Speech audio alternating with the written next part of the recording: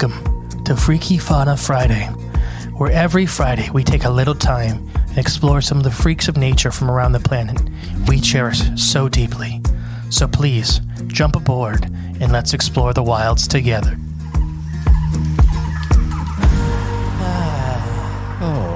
Welcome back to Freaky Fauna Friday. I am the great and peaceful Mystery. And I'm Jay. And we're going to talk today about stargazers. Oh, the fish? Yeah. Okay, we've done a few fish on this show. Yeah, well, that's what I did. So fish are important. Now, there was a little bit of confusion. Jay thought we had done this already. I swore we had, but I can't find it in our catalog. So this is our second time recording this. Yay. So stargazers are amazing little fish. They can weigh, or they can be up to 2 feet long. They can weigh up to 2 pounds, depending on the species. They can live up to 10 years. They're going to mostly be eating small fish, crustacean, and worms. They are, as a group, listed as least concerned, and they need either sandy or muddy bottoms, like in the for the water, because they bury themselves. Like what are those called? Like stargazers. Just stargazers in general. They bury themselves. Well, So I they know just that. have I was going to say other fish that aren't shallow waters. stargazers that people might be able to relate to. Like stingrays and everything will bury themselves under the sand. Okay. There is 51 species of stargazers with 8 genera. There's a lot of them. They are found worldwide in both shallow and some deep waters, but rarely beyond 60 meters. Oh, okay. So they still like to live in the light zone. They have really, really big eyes, so that's important for them. The less than beautiful fish to some is quite a unique and skilled hunter. Their camouflage and top-facing eyes and mouth help them blend and stay hidden on the ocean's floor, like an ambush on inspecting crab, squid, or worm. Okay. But yeah, so these guys' face is on top of their head. So they just are laying under the sand with their eyes out. Their eyes and their mouth. And their mouth, and you're just laying in wait. Mm-hmm. They're literally like a football-shaped fish with their face on the top. Huh. That sounds funny. Yeah. Their small pectoral fins and rayed fin fish are the largest order of vertebrates. This group includes over 10,000 species worldwide, including the stargazers. They have their eyes and their mouth on top of their head, and they're uncommonly large. The upward-facing mouth gives them a very, very strange appearance. They have long fins, especially for their size, and some species have a worm-like lure growing inside their mouth. Various species may or may not have dorsal spines as well. So we'll come back to that. Okay.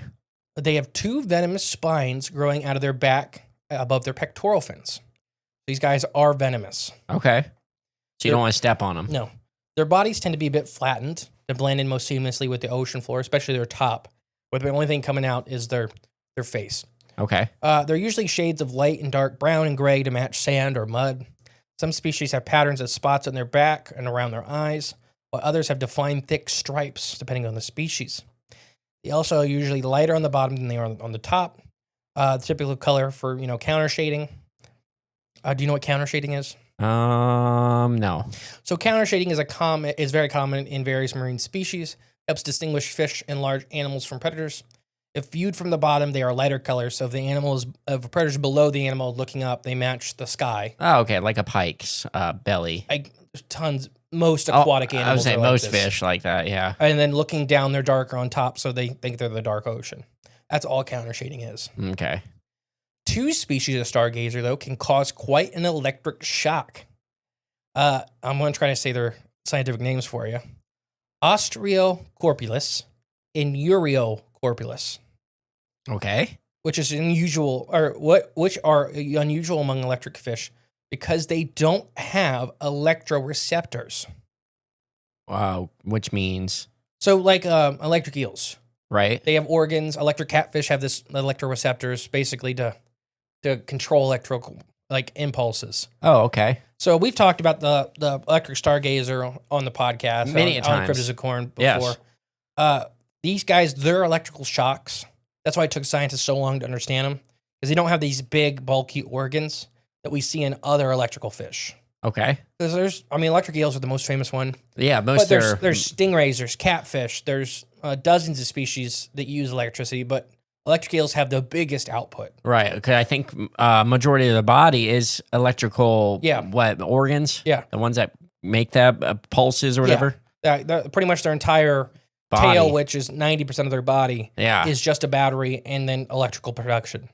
So yeah, electric catfish you can buy in pet stores and stuff like that. Oh yeah, we've seen one. They just give you if you've ever, and no kids ever do this, but if you've ever licked like a 9-volt battery, little buzz. That's what it feels like a sting.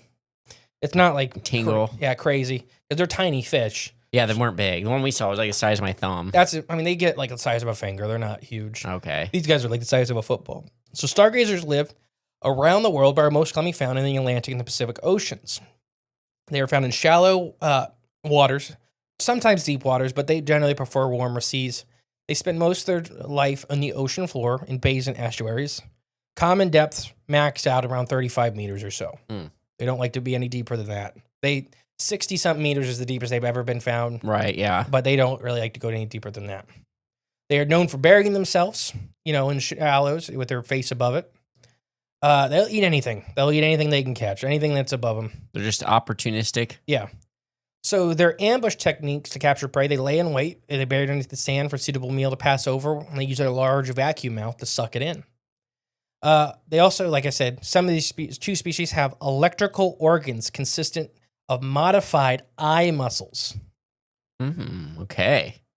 So these are the electric stargazers. Yeah, so that's the Australopithecus. Okay, these are the ones we've talked about on our show. As basically its whole face is the electrical organ. It's not like any electrical organ on the planet.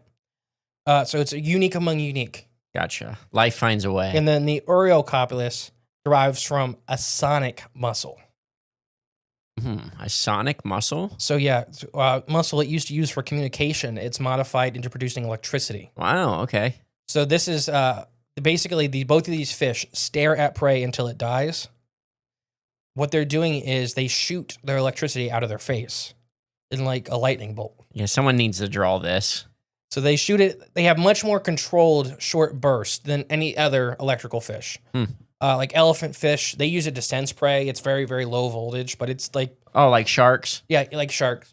Electric eels, they have no control over it. They can do a small pulse, or they can let it all out. Yeah. And it'll kill a caiman, it'll kill you, it'll kill everybody. And if their mouth's open during it, it'll kill them. Kill themselves, yeah.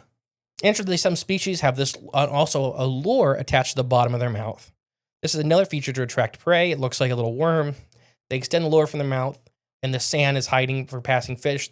They see the worm, they're drawn into it. It's kind of like the alligator snapping turtle we used to have here in the studio. Bosco. Yep. He's in a zoo in Kentucky.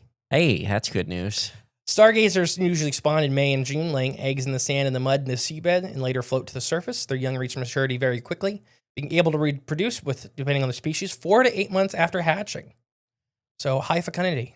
Yeah, yes, indeed. So threats.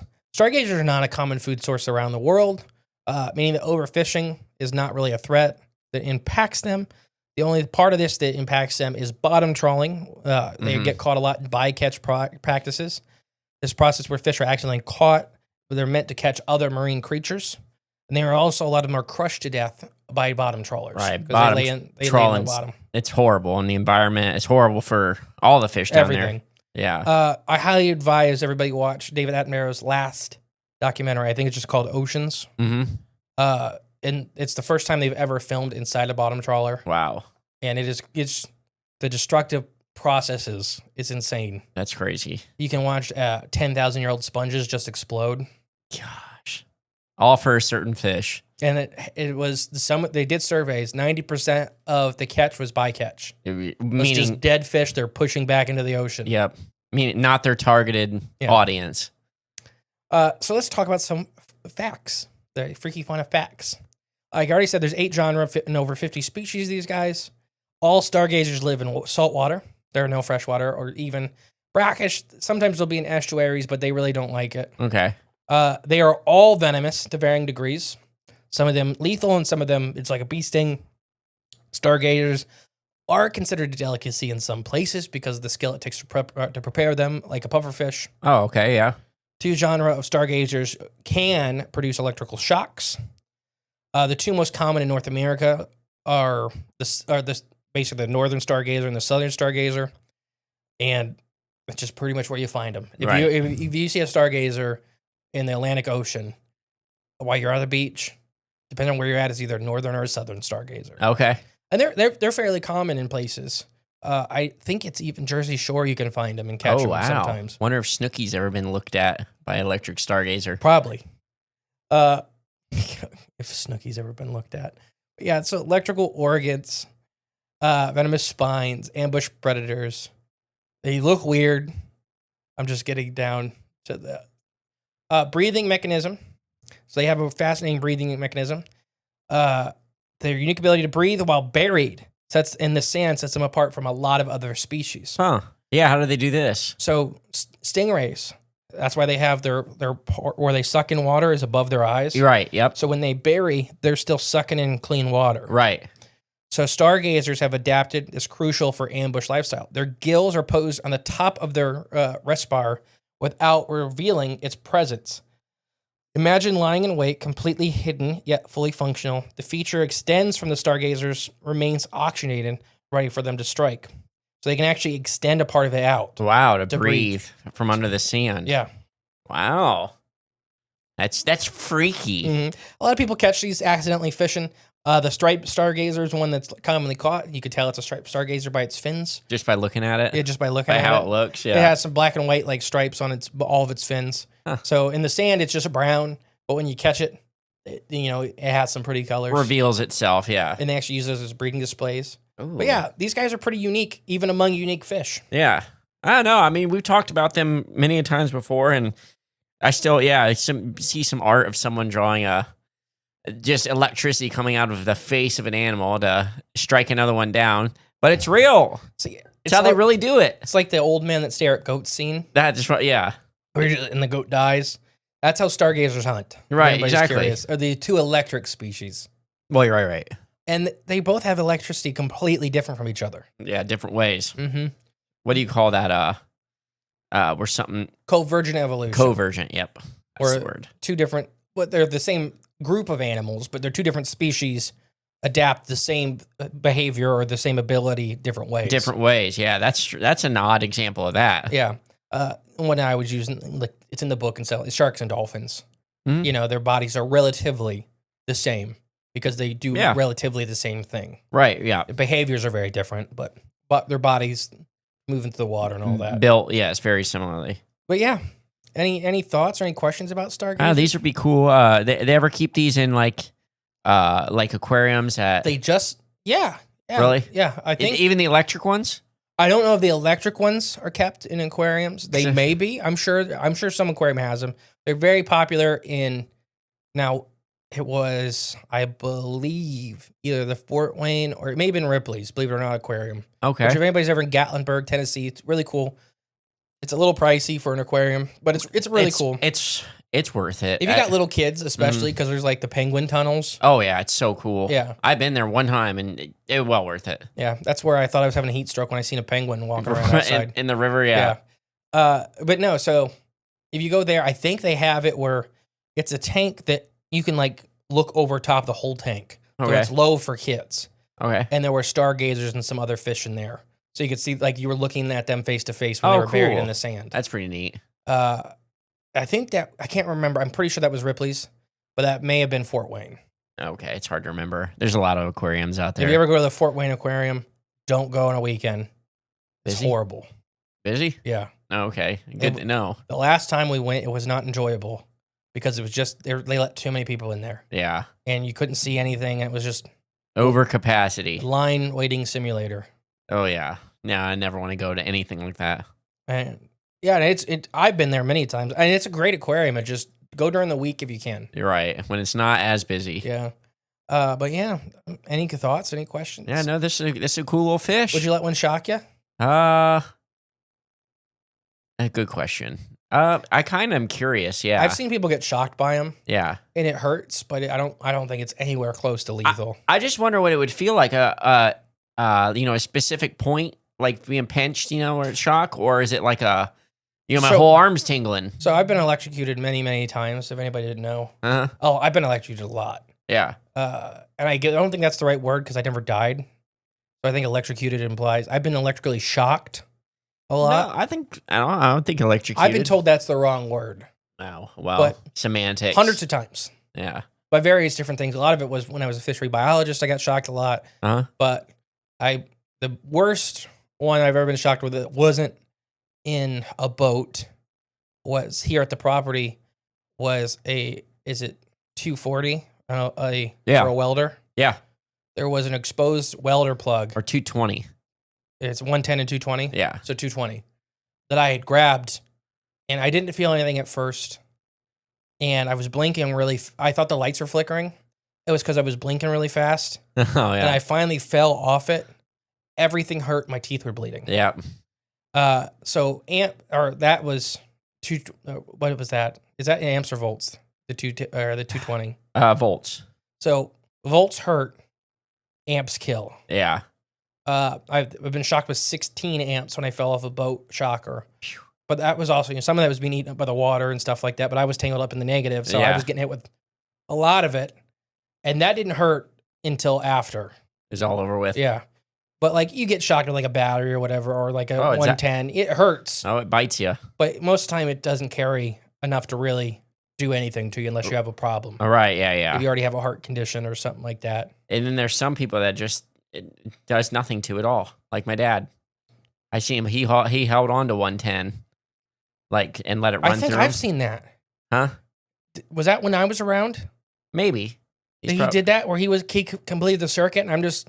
He's told the story where he did that. He may have told me, because that's just like, that's horrible. Because he went with, it would be his brother-in-law. Okay. Back when they were, I mean, this is He probably just told me the story then. Yeah, probably. I mean, he's done it multiple times, but this one in particular, yeah, he went to his brother-in-law was going to like a school, like for learning about HVAC and stuff like that. You know, this is back in the 80s. And so he's taking the class, and my dad said, well, I want to learn how to do that too, because just to have the knowledge of how your refrigerator works. Mm-hmm. So we took the class with him. And yeah, that's when they were hooking up the compressors. He completed the circuit with his hands. He just grabbed the power end and then the lead. I don't know, the running into the compressor, and he completed the circuit with it just himself. And they pulled the professor over there, and the professor saw him do it. And he said, "Hey, yeah, just don't do that. Don't do that. Don't do that anymore." But yeah, I mean, normally it just shock the crap out of you, but some people are just built different. Yeah, well, there's your advice into the weekend. Don't get electrocuted. Yeah, stay away from electricity. Don't play with it. It's not fun. Yeah. Well, I've been the great peaceful mystery. And I've been Jay. We'll catch you next week, guys. Bye. Thank you for listening to Freaky Fauna Friday. What do you want next? If you want to help the podcast grow, Wednesday? Remember to share and give it a 5-star review. Local name ever. Harry. Huh? Harry. No, it's a very fun, unique one. Okay.